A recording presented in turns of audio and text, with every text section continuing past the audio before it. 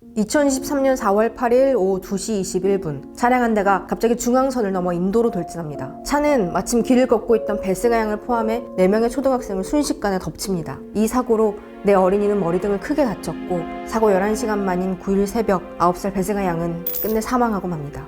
사고를 낸 60대 남성은 당시 혈중 알코올 농도 0.108%로 면허 취소 수준의 만취 상태였습니다. 몸을 가누지 못할 만큼 취했음에도 운전대를 잡은 그는 결국 어린 생명을 앗아가는 사고를 내고 맙니다. 다음 날인 4월 9일에는 경기 하남시에서 오토바이를 타고 떡볶이를 배달 중이던 40대 가장이 만취 운전자 차량에 치여 숨지는 사고가 발생합니다. 하루 평균 1명의 음주운전 사고로 숨지고 84명이 다칩니다. 도로 위의 살인, 음주운전 사고는 지금 이 순간에도 발생하고 있습니다. 끝난 것 같지만 끝나지 않은 사건이 있습니다. 알파가 계속 파헤칩니다. 2018년 9월 25일 카투사에 복무 중이던 윤창호 씨는 휴가를 맞아 고향인 부산을 방문합니다. 자택인 해운대구 미포오거리 교차로 횡단보도에 서 있던 윤 씨를 순간 BMW 한 대가 들이받습니다.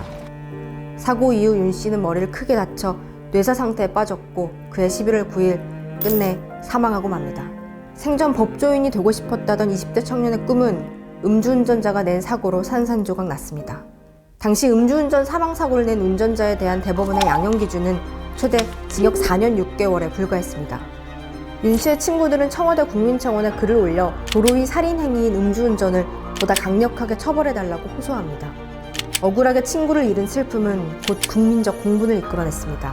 이에 2018년 12월 18일 음주운전으로 인명피해를 낸 운전자에 대한 처벌 수위를 높이는 이른바 윤창호법이 시행됩니다. 윤창호법은 크게 제1윤창호법과 제2윤창호법으로 나뉩니다. 먼저 제1윤창호법은 음주운전으로 사람을 사망에 이르게 한 경우 1년 이상 징역에 불과했던 기존 처벌을 최고 무기징역에서 최저 3년 이상 징역으로 강화하는 내용을 담고 있습니다.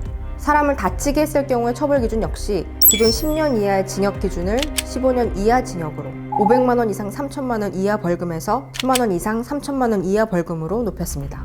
두 번째, 제2윤창호법은 운전면허 정지 기준을 강화했습니다. 운전면허 취소 기준 수치 역시 강화되었습니다. 그런데 이 윤창호법의 위헌 결정이 내려졌다는 사실 알고 계신가요? 윤창호법 중 음주운전 또는 음주 측정 불행을 2회 이상 저지른 운전자에 대해 가중처벌하도록 한 조항에 지난해 5월 헌법재판소는 위헌 결정을 내렸습니다. 과거의 위반 전력 등과 관련해 아무런 제한도 두지 않고 죄질이 비교적 가벼운 유형의 음주운전 또는 음주 측정 거부 재범 행위에 대해서까지 일률적으로 가중처벌하는 것은 책임과 형벌 사이의 비례 원칙에 위반된다는 것입니다.